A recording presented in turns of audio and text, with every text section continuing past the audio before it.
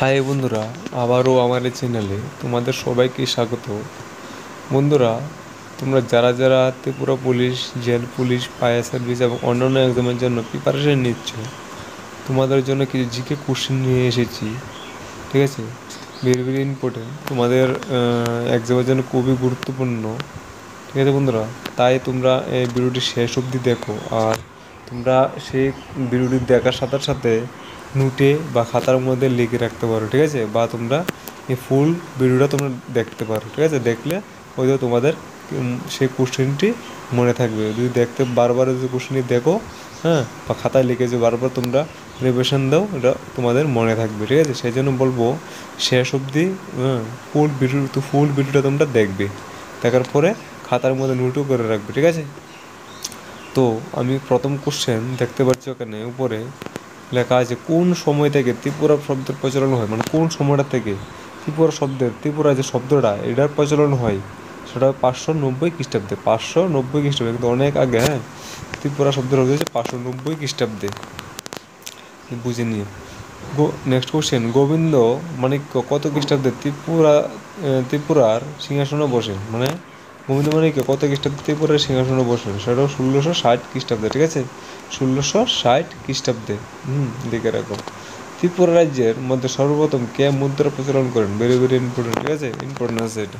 ত্রিপুরা রাজ্যের মধ্যে সর্বপ্রথম কে মুদ্রা প্রচলনটা করেন? সেটা রত্নমাণিক্য সর্বপ্রথম, হ্যাঁ, মুদ্রা প্রচলনটা করেন। নেক্সট কোশ্চেন, মধ্যযুগে সর্বাপেক্ষা ত্রিপুরার বিখ্যাত রাজা কে ছিলেন? মধ্যযুগের মধ্যে সর্বাপেক্ষা মানে বিখ্যাত রাজা কে ছিলেন? ঠিক আছে, বিখ্যাত রাজা কে ছিলেন? দন্ডমাণিক্য।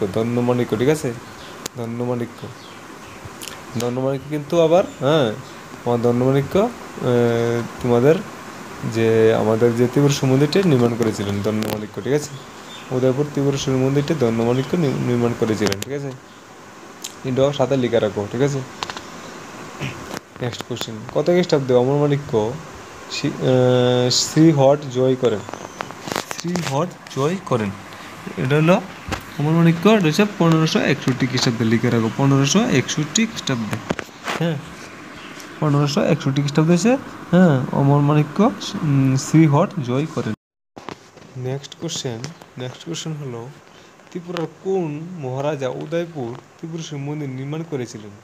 এটা হবে মহারাজা দণ্ডমাণিক্য। ঠিক আছে, মহারাজা দণ্ডমাণিক্য ত্রিপুরা শিব মন্দিরটি নির্মাণ করেছিলেন। আর কত খ্রিস্টাব্দে নির্মাণ করেছিলেন? 1501 সালে। আর ত্রিপুরেশ্বরীর যে দিঘিটির নাম কি? তোমরা এটা লিখে রাখো সাথে। হ্যাঁ, যে আমাদের যে ত্রিপুরেশ্বরী মন্দিরটি উদয়পুর মাত্রাবাড়ি, সেটি যে দিঘি আছে, দিঘিটির নাম কি? এই দিঘিটির নাম হলো কল্যাণ সাগর। ঠিক আছে, সাথে লিখে রাখো। নেক্সট কোশ্চেন, বর্তমানে দক্ষিণ জেলার সদর শহর উদয়পুর নামটি কে রাখেন?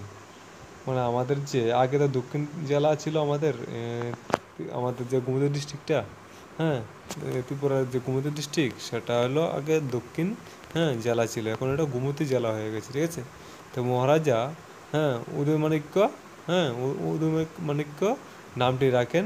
হ্যাঁ, বর্তমানে দক্ষিণ জেলার সদর দপ্তর উদয়পুর নামটি কে রাখেন? এটা হলো মহারাজা উদয়মাণিক্য। ঠিক আছে, উদয়মাণিক্য নামে উদয়পুরটি হয়েছে। ঠিক আছে, যে আমরা উদয়পুর নামটি এটা উদয়মাণিক্যের নামে হয়েছে।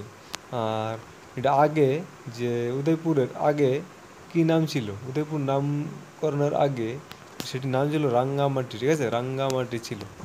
উদয়পুর নামকরণের আগে রাঙ্গামাটি ছিল, সেটা এখন উদয়মাণিক্যের নামে, হ্যাঁ, হয়েছে উদয়পুর। ঠিক আছে, আর একটা কোশ্চেন আছে যে অমরপুর অমরপুর যে নামটি কার নামে হয়েছে? ঠিক আছে, কোন মহারাজের নামে হয়েছে? এটা হচ্ছে অমরমাণিক্য। ঠিক আছে, এটা হচ্ছে অমরমাণিক্যের নামে অমরপুর নামটি হয়েছে। অমরমাণিক্যের নামে। ঠিক আছে, এটাও সাথে লিখে রাখো। নেক্সট কোশ্চেন, গোবিন্দমাণিক্যের কাহিনী নিয়ে রবীন্দ্রনাথ কি বই রচনা করেছিলেন? ঠিক আছে, এটা ইম্পর্টেন্ট আছে। ঠিক আছে, গোবিন্দমাণিক্যের কাহিনী নিয়ে রবীন্দ্রনাথ কি বই রচনা করেছিলেন? সেটা হবে বিসর্জন নাটক। একটা বই রচনা করেছিলেন। ঠিক আছে বন্ধুরা, নেক্সট কোশ্চেন, আকবরী গ্রন্থের ত্রিপুরার কোন রাজ্যের নাম পাওয়া যায়, মানে এই আকবরী গ্রন্থে ত্রিপুরা কোন রাজ্যের নাম পাওয়া যায় হলো হ্যাঁ বিজয় মাণিক্য, ঠিক আছে। কোন রাজার নাম পাওয়া যায়, ঠিক আছে। ত্রিপুরা কোন রাজার নাম পাওয়া যায়, বিজয় মাণিক্য। এই আকবরী গ্রন্থের ত্রিপুরা কোন রাজার নাম পাওয়া যায়, বিজয় মাণিক্য, ঠিক আছে। লিখে রাখো। ত্রিপুরার প্রথম ব্রিটিশ প্রেসিডেন্ট কে ছিলেন, ত্রিপুরার প্রথম ব্রিটিশের মধ্যে প্রেসিডেন্ট কে ছিলেন, ঠিক আছে। এটা হলো স্যার রলফ গিল, সেটা হলো স্যার রলফ গিল। আমি স্ক্রিনে এটা তুলে দিচ্ছি, ঠিক আছে। এটা ভালো করে বোঝা যাচ্ছে না, কালিটা কম বসেছে সেই জন্য বোঝা যাচ্ছে না। সেটা হবে sir Rolf Gill. Next question, ত্রিপুরার কোন মহারানী 3 বছর রাজপাট পরিচালনা করেছিলেন, সেটা মহারানী জাহ্নবী দেবী, ঠিক আছে। মহারানী জাহ্নবী দেবী। ত্রিপুরা কোন মহারানী 3 বছর রাজপাট পরিচালনা করেছিলেন, সেটা মহারানী জাহ্নবী দেবী, ঠিক আছে। নেক্সট কোশ্চেন, উত্তর পূর্ব ভারতের একমাত্র হ্রদ মহলের নাম কি, তোমরা সবাই জানো এটা। উত্তর পূর্ব ভারতের একমাত্র হ্রদ মহলের নাম হয়েছে নীরমহল, ঠিক আছে। তোমরা সবাই জানো এটা, নীরমহল, ঠিক আছে।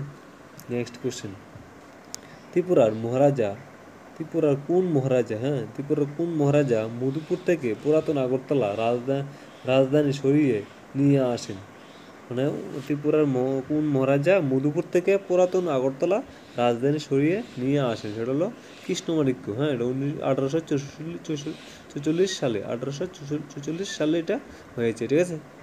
নেক্সট কোশ্চেন, ত্রিপুরা রাজ্য থেকে কৃতদাস প্রথা বিলোপ কে করেন, এটা ভেরি ভেরি ইম্পর্টেন্ট আছে, এটা জিজ্ঞেস করতে পারে, ঠিক আছে। বা প্রশ্নবিতা আমাদের যে ত্রিপুরা দেখেছিলাম আমি, যে ত্রিপুরার যে এই এক্সাম হয়েছিল ত্রিপুরা পুলিশের, ঠিক আছে। ত্রিপুরা পুলিশে কোশ্চেনটা এসেছিল, ত্রিপুরা রাজ্য থেকে কৃতদাস প্রথা কে বিলুপ্ত করেছিলেন, ঠিক আছে। এটা এসেছিল, সেটা হবে বীরচন্দ্র মাণিক্য, মহারাজা বীরচন্দ্র মাণিক্য কৃতদাস প্রথা বিলুপ্ত করেন। তো বন্ধুরা, আজকে কোশ্চেন এইটুকুই। তোমাদেরকে 14টা কোশ্চেন আমি এখানে দিয়েছি। কালকে আবার দেখি তোমাদেরকে নেক্সট কোশ্চেন, বাকি কোশ্চেনগুলি তোমার করিয়ে দেবো। অনেকগুলি কোশ্চেন আছে, আর আমি টেলিগ্রাম লিঙ্ক দিয়ে দেবো। তোমরা যদি এই কোশ্চেনগুলি চাও তাহলে আমি পিডিএফ করে তোমাদেরকে টেলিগ্রামে দিয়ে দেবো। যারা যারা নিতে চাও টেলিগ্রামে আমাকে কমেন্ট করে দিও, ঠিক আছে। কমেন্টে জানিয়ে দিও কারা কারা নিতে চাও, ঠিক আছে। তাহলে আমার এই টেলিগ্রাম চ্যানেলে আমি দিয়ে দেবো, তোমরা ডাউনলোডটা করে নিও, ঠিক আছে। তো আজকে এখানে ভিডিও শেষ করবো। আর ভালো লাগলে অবশ্যই একটা লাইক করে দেবে। তো ধন্যবাদ।